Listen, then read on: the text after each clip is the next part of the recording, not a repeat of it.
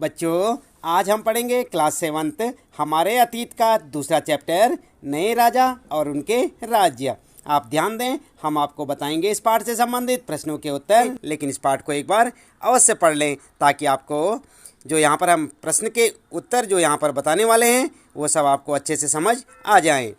तो बच्चों, आप देख रहे हैं यहाँ पर अभ्यास प्रश्न उत्तर, और सबसे पहले हम आपको बता रहे हैं पाठ में पूछे गए प्रश्न, यानी कि जो पाठ के बीच बीच में आपके प्रश्न हैं उनके उत्तर। पहला प्रश्न है आपके लिए, क्या आपके विचार से उस दौर में एक शासक बनने के लिए क्षत्रिय के रूप में पैदा होना महत्वपूर्ण था? और आप देखें, ये प्रश्न मिलेगा आपको अपने पाठ्य पुस्तक के पेज नंबर 17 पर, यानी कि 17 नंबर पेज पर आप देखें, वहाँ पर आपको इस प्रकार का एक प्रश्न मिलेगा पाठ के बीच में। इसका उत्तर क्या लिखेंगे आप? उत्तर लिखेंगे, हमारे विचार से उस दौर में एक शासक बनने के लिए क्षत्रिय के रूप में पैदा होना महत्वपूर्ण नहीं था। भारत के कई गैर क्षत्रिय शासक हुए, जिनमें कदम्ब, मयूर शर्मण और गुर्जर प्रतिहार हरिश्चंद्र ब्राह्मण थे, जिन्होंने अपने परंपरागत पेशे को छोड़कर शस्त्र को अपना लिया। इसके अतिरिक्त कई और भी शासक हुए जो क्षत्रिय नहीं थे, लेकिन उस दौर में भारत के अधिकांश शासक क्षत्रिय थे। समझ गए ना बच्चों आप? इस प्रकार से आप जो है पहले प्रश्न का उत्तर लिखेंगे। इसके बाद देखते हैं यहाँ पर दूसरा प्रश्न, और दूसरे प्रश्न में पूछा गया है, प्रशासन का यह रूप आज की व्यवस्था से किन मायनों में भिन्न था? और ये प्रश्न मिलेगा आपको पेज नंबर 18 पर। आप 18 नंबर पेज पर देखें अपनी किताब के, वहाँ पर आपको ये प्रश्न मिलेगा। इस प्रश्न का उत्तर आप लिखेंगे। उत्तर लिखेंगे, मध्यकाल में भारत में राजतंत्र कायम था। राजतंत्र में शासक वंशानुगत हुआ करते थे, अर्थात राजा का पुत्र ही राजा होता था। लेकिन आज की प्रशासनिक व्यवस्था लोकतांत्रिक है, जिसमें जनता द्वारा चुने हुए प्रतिनिधि ही शासन करते हैं। जनता के चुने हुए प्रतिनिधि ही सरकार का गठन करते हैं। मध्यकाल में जनता किसी भी राजा का ना तो चुनाव कर सकती थी और ना ही उसे हटा सकती थी। तो समझ गए ना बच्चों आप किस प्रकार से आप उत्तर लिखेंगे? आज में और पुराने राजाओं में क्या अंतर था, उनके ज़माने में किस प्रकार से चुनाव नहीं हुआ करता था, बल्कि वंशानुगत जो है राजा बना करते थे, और आज के ज़माने में क्या होता है, मतदान होता है, जिसे आप मतदान के नाम से जानते हैं। चुनाव के द्वारा सरकार का गठन किया जाता है। इस प्रकार आप दूसरे प्रश्न का उत्तर लिखेंगे। इसके बाद बच्चों ध्यान दें, यह है आपका तीसरा प्रश्न, और यहाँ पर तीसरे प्रश्न में पूछा गया है, मानचित्र 1 को देखें और वे कारण बताइए जिनके चलते ये शासक कन्नौज और गंगा घाटी के ऊपर नियंत्रण चाहते थे।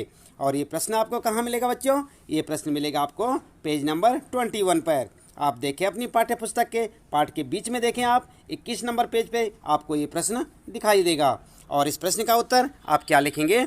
उत्तर लिखेंगे, 8वीं सदी से लेकर 12वीं सदी के पूर्वार्ध तक कन्नौज भारत का राजनीतिक शक्ति का केंद्र था।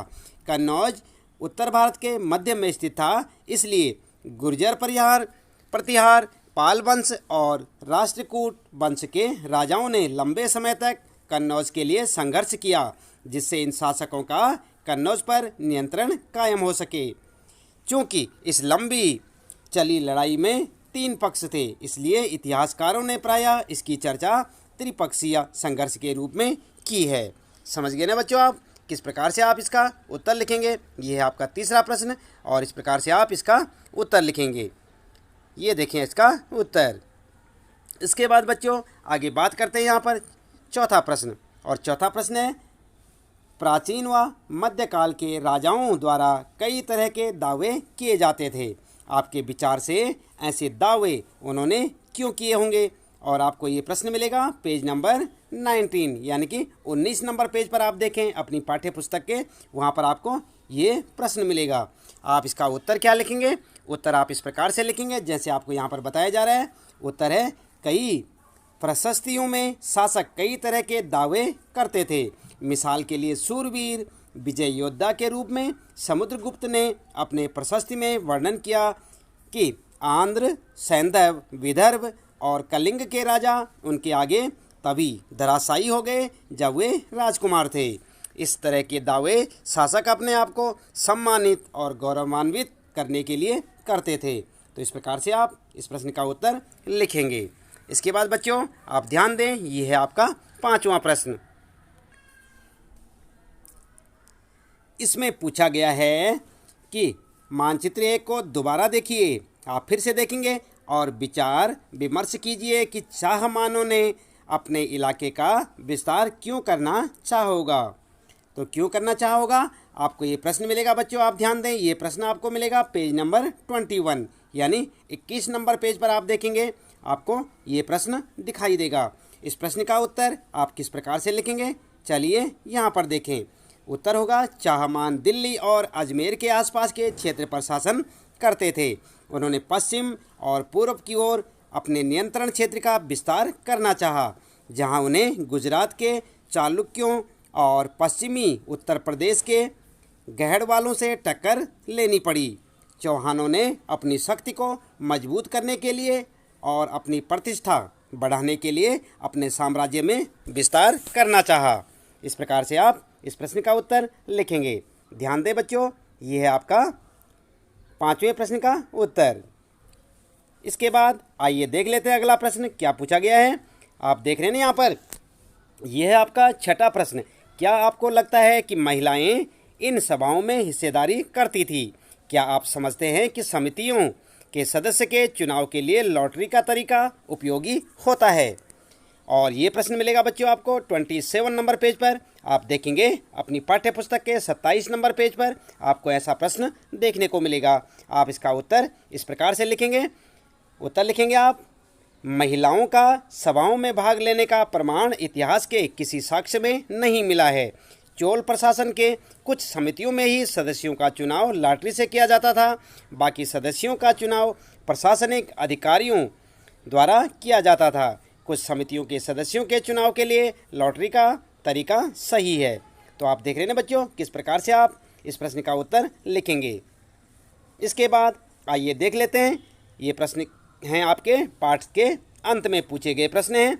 आप देख सकते हैं यहाँ पर पाठ के अंत में पूछे गए प्रश्नों के उत्तर। तो यहाँ पर जो है प्रश्न है पाठ के अंत में देखें आप, जहाँ पर प्रश्न आपके शुरू होते हैं, फिर से याद करें। और सबसे पहला प्रश्न आपके लिए, जोड़ा बनाओ। तो किस प्रकार से यहाँ पर प्रश्न है, आप ध्यान दें।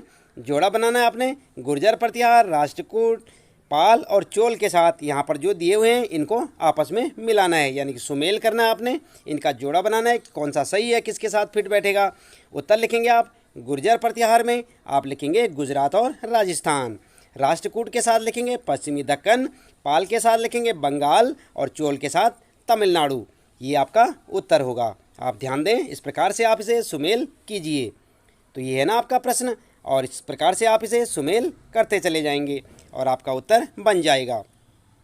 इसके बाद बच्चों अगला प्रश्न है आपका, ये दूसरा प्रश्न है, त्रिपक्षीय संघर्ष में लगे तीनों पक्ष कौन कौन से थे? आपने पढ़ा था ना कि त्रिपक्षीय संघर्ष हुआ था, तो उसमें तीनों पक्ष कौन कौन से थे। तो उत्तर लिखेंगे आप, त्रिपक्षीय संघर्ष में लगे तीनों पक्ष, नंबर 1 गुर्जर प्रतिहार, नंबर 2 राष्ट्रकूट और नंबर 3 पाल। इस प्रकार से आप अपने प्रश्न का उत्तर देंगे। और इसके बाद बच्चों अगला प्रश्न है, चोल साम्राज्य में सभा की किसी समिति का सदस्य बनने के लिए आवश्यक शर्तें क्या थी? समझ गए ना आप प्रश्न को। तीसरा प्रश्न है, चोल साम्राज्य में सभा की किसी समिति का सदस्य बनने के लिए आवश्यक शर्तें क्या थी? तो आप उत्तर में लिखेंगे, चोल साम्राज्य में सभा की किसी समिति का सदस्य बनने के लिए निम्न शर्तें आवश्यक थी। और क्या क्या शर्तें थी वो? नंबर 1 आप देख सकते हैं यहाँ पर, नंबर 1 सभा की सदस्यता के लिए इच्छुक लोगों को ऐसी भूमि का स्वामी होना चाहिए जहाँ से भू राजस्व वसूला जाता है। और नंबर 2 लिखेंगे आप, उनके पास अपना घर होना चाहिए। नंबर 3 उनकी उम्र 35 से 70 के बीच होनी चाहिए। उन्हें वेदों का ज्ञान होना चाहिए। उन्हें ईमानदार होना चाहिए और उन्हें प्रशासनिक मामलों की अच्छी जानकारी होनी चाहिए। इस प्रकार से आप इस प्रश्न का उत्तर लिखेंगे। तो आप देख रहे हैं बच्चों यहाँ पर यह है तीसरा प्रश्न और इसका उत्तर ये है आपके लिए। इसके बाद बच्चों ध्यान दें, आप देखते हैं यहाँ पर चौथा प्रश्न, चाहमानों के नियंत्रण में आने वाले 2 प्रमुख नगर कौन से थे? और उत्तर लिखेंगे, चाहमानों के नियंत्रण में आने वाले नगर कौन कौन से थे बच्चों? उत्तर में आप देख सकते हैं यहाँ पर कौन कौन से नगर थे। Number 1 Kannauj, number 2 Banaras, number 3 Indraprastha, number 4 Prayag. तो इस प्रकार से आप इस प्रश्न का उत्तर लिखेंगे। और इसके बाद बच्चों अगला प्रश्न यहाँ पर आएगा, आइए समझें। आप देख रहे हैं यहाँ पर आइए समझें। आप अपनी पाठ्य पुस्तक में एक नज़र डालें, वहाँ पर आपको इस तरह का प्रश्न मिलेगा। और यहाँ पर ये 5वां प्रश्न है, राष्ट्रकूट कैसी शक्तिशाली बने। उत्तर लिखेंगे, राष्ट्रकूट शुरू में कर्नाटक के चालुक्य राजाओं के अधीन थे। 8वीं सदी के मध्य में एक राष्ट्रकूट शासक दंतीदुर्ग ने चालुक्यों की अधीनता से इनकार कर दिया। बाद में चालुक्यों को उसने हराया और अपनी सैनिक शक्ति में वृद्धि की। इस प्रकार से आप इस 5वें प्रश्न का उत्तर यहाँ से देखकर लिख सकते हैं। इसके बाद बच्चों 6ठा प्रश्न है, नए राजवंशों ने स्वीकृति हासिल करने के लिए क्या किया। तो यहाँ पर जो उत्तर क्या लिखेंगे आप, नए राजवंशों ने स्वीकृति हासिल करने के लिए निम्नलिखित कार्य किए। और क्या क्या कार्य किए, आइए यहाँ पर जान लेते हैं।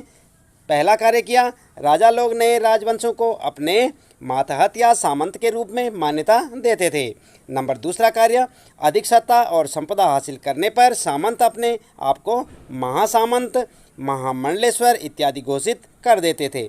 नंबर तीसरा, कभी कभी वे अपने स्वामी के आधिपत्य से स्वतंत्र हो जाने का दावा भी करते थे। और नंबर चौथा, उद्यमी परिवारों के पुरुषों ने अपनी राजशाही कायम करने के लिए सैन्य कौशल का इस्तेमाल किया। इस प्रकार से आप ये पॉइंट लिखकर अपने प्रश्न का उत्तर दे सकते हैं। देख रहे हैं ना आप यहाँ पर, ये आपका 6ठा प्रश्न और ये है इसका उत्तर। इसके बाद बच्चों आइए देख लेते हैं आगे और क्या प्रश्न है। 7वां प्रश्न आप देख सकते हैं यहाँ पर। 7वां प्रश्न है, तमिल क्षेत्र में किस तरह की सिंचाई व्यवस्था का विकास हुआ। तो आप इसका उत्तर क्या लिखेंगे, उत्तर लिखेंगे, तमिल क्षेत्रों में सिंचाई व्यवस्था का विकास निम्न प्रकार से हुआ। और किस प्रकार से हुआ ये लिखेंगे आप पॉइंटों में। नंबर 1, प्राकृतिक झीलों से सिंचाई की व्यवस्था की गई। नंबर 2, अनेक नहरों को निर्मित किया गया। और तीसरा लिखेंगे, कई तालाबों और हौजों को निर्मित किया गया। नंबर 4, अनेक क्षेत्रों में नए कुएं खुदवाए गए। इस प्रकार से आप जो है इस प्रश्न का उत्तर लिख सकते हैं। 7वां प्रश्न है आपका ये और इसका उत्तर इस प्रकार से यहाँ से देख के आप लिख सकते हैं। इसके बाद बच्चों 8वां प्रश्न है, चोल मंदिरों के साथ कौन कौन सी गतिविधियाँ जुड़ी हुई थी। तो आप पढ़ा होगा, आपने अपने पुस्तक में पढ़ा होगा, अपनी किताब में पढ़ा होगा कि चोल मंदिरों के साथ कौन कौन सी गतिविधियाँ जुड़ी थी। चलिए आपको याद नहीं है, कोई बात नहीं, हम बता देते हैं। चोल मंदिरों के साथ निम्नलिखित गतिविधियाँ जुड़ी हुई थी। और कौन कौन सी जुड़ी हुई थी। नंबर 1, चोल मंदिर अक्सर अपने आसपास विकसित होने वाली बस्तियों के केंद्र बन गए। ठीक है ना बच्चों। और नंबर 2, ये शिल्प उत्पादन के केंद्र थे। इसके बाद नंबर 3 लिखेंगे आप, ये मंदिर शासकों और अन्य लोगों द्वारा दी गई भूमि से भी संपन्न हो गए थे। नंबर 4, मंदिर के लिए काम करने वालों में पुरोहित, मालाकार क्या होता है, गार्डनर जिसे कहते हैं, माली और बावर्ची, मेहतर, संगीतकार, नर्तक आदि इत्यादि प्रमुख थे। और उसके बाद बच्चों 5वां पॉइंट लिखेंगे आप, मंदिर सिर्फ पूजा पाठ आराधना का ही केंद्र नहीं थे बल्कि आर्थिक, सामाजिक और सांस्कृतिक जीवन के केंद्र भी थे। इस प्रकार आप इस 8वें प्रश्न का उत्तर लिखेंगे। ये है आपका 8वां प्रश्न और ये है इसका उत्तर। इसके बाद बच्चों चलिए देख लेते हैं आगे 9वां प्रश्न और ये प्रश्न मिलेगा आपको, आइए विचार करें। देख रहे हैं ना आप यहाँ पर, अपनी पाठ्य पुस्तक में देखें और आप भी विचार करें। 9वां प्रश्न है, मानचित्र 1 को दोबारा देखें और तलाश करें कि जिस प्रांत में आप रहते हैं उसमें कोई पुरानी राजशाहियाँ यानी राजाओं के राज्य भी थे या नहीं। तो उत्तर में आप क्या लिखेंगे, इस 9वें प्रश्न का उत्तर लिखेंगे आप, मानचित्र 1 का अध्ययन करने से ज्ञात होता है कि जिस राज्य में हम रहते हैं वहाँ इंद्रप्रस्थ नामक राजशाही स्थापित थी जिसे हम दिल्ली के नाम से जानते हैं। इस प्रकार आप उत्तर लिख सकते हैं। इसके अतिरिक्त अन्य राजशाही और वर्तमान प्रांत का नाम इस प्रकार से है जो कि आप यहाँ पर से लिख सकते हैं। जैसे कि आप देख सकते हैं यहाँ पर राजशाही और यहाँ पर वर्तमान प्रांत का नाम, तो गुर्जर प्रतिहार गुजरात, पश्चिम मध्य प्रदेश, और पाल बंगाल बिहार, उत्कल उड़ीसा, और पूर्वी चालुक्य आंध्र प्रदेश, और राष्ट्रकूट महाराष्ट्र, उत्तरी कर्नाटका, चोल के लिए तमिलनाडु, चेर केरल, और इसी प्रकार पांड्या के लिए दक्षिणी तमिलनाडु। तो इस प्रकार से आप इसको भी लिखें। साथ साथ ये आपका थोड़ा लंबा प्रश्न का उत्तर हो जाएगा। तो 9वें प्रश्न का उत्तर आप इस प्रकार से ध्यान से लिखें और इन्हें याद भी करें। इसके बाद बच्चों अगला प्रश्न है 10वां, जिस तरह के पंचायती चुनाव हम आज देखते हैं उनसे उत्तर मेरू के चुनाव किस तरह से अलग थे। तो उत्तर में क्या लिखेंगे आप 10वें प्रश्न का, वर्तमान समय के पंचायत चुनाव उत्तर मेरुरु के चुनाव में अंतर। और क्या अंतर था, यहाँ पर आप इस प्रकार से एक टेबल बना सकते हैं और टेबल में दोनों की बातें अलग अलग लिख सकते हैं। वर्तमान समय में पंचायत चुनाव और उत्तर मेरुरु के चुनाव, सार्वभौमिक वयस्क मताधिकार के द्वारा चुनाव। ऐसा ही होता है ना बच्चों, आजकल कैसा चुनाव होता है, वयस्क मताधिकार यानी 18 वर्ष से बड़ी आयु वाले चुनाव में भाग ले सकते हैं। और सार्वभौमिक होता है यानी कि सभी लोग इसमें भाग ले सकते हैं, इसमें कोई जाति धर्म का कोई महत्व नहीं है। और इसी प्रकार यहाँ पर उत्तर मेरुरु में क्या होता है, लॉटरी पद्धति द्वारा विभिन्न समितियों के सदस्य चुनाव करते थे। उसके बाद दूसरा है मतदाता अपने पसंद के उम्मीदवारों को मत देता है। और यहाँ पर क्या होता था, उत्तर मेरुरु में चुनाव पूर्ण रूप से प्रत्याशियों के भाग्य पर निर्भर था, क्योंकि लॉटरी तो भाग्य पर ही चलती है। तो इस प्रकार से आप उत्तर लिख सकते हैं। इसके बाद बच्चों 11वां प्रश्न है, आइए करके देखें। और क्या देखें यहाँ पर, 11वां प्रश्न आपके लिए, इस अध्याय में दिखलाए गए मंदिरों से अपने आसपास के किसी मौजूदा मंदिर की तुलना करें और जो समानताएं या अंतर आप देख पाते हैं उन्हें बताएंगे। तो बच्चों इस प्रश्न का उत्तर आप चाहे तो स्वयं भी लिख सकते हैं। आपके आसपास के मंदिरों को आप देखें और देखते ही होंगे, तो आप अपने आसपास के मंदिरों के बारे में भी समानताएं या समानताएं देख सकते हैं, उस ज़माने से मिला सकते हैं। लेकिन फिर भी हम आपको उत्तर बताते हैं किस प्रकार से आप लिख सकते हैं।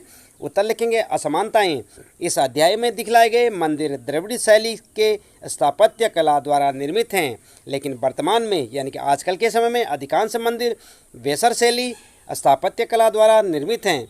वेसर शैली में द्रविड़ और नागर शैली का सम्मिश्रण होता है। ध्यान रखें आप, जो वेसर शैली है बच्चों, उसमें द्रविड़ और नागर शैली का सम्मिश्रण होता है। और समानताएं क्या थी, इन दोनों मंदिरों में समानता यह है कि इन दोनों मंदिरों के गर्भगृह में ही मूर्ति स्थित होती है। इस प्रकार से आप इस प्रश्न का 11वें प्रश्न का उत्तर यहाँ से लिख सकते हैं और इसे अच्छे से याद भी करें। इसके बाद बच्चों चलते हैं 12वें प्रश्न की ओर। आज के समय में वसूले जाने वाले करों के बारे में और जानकारी हासिल करें।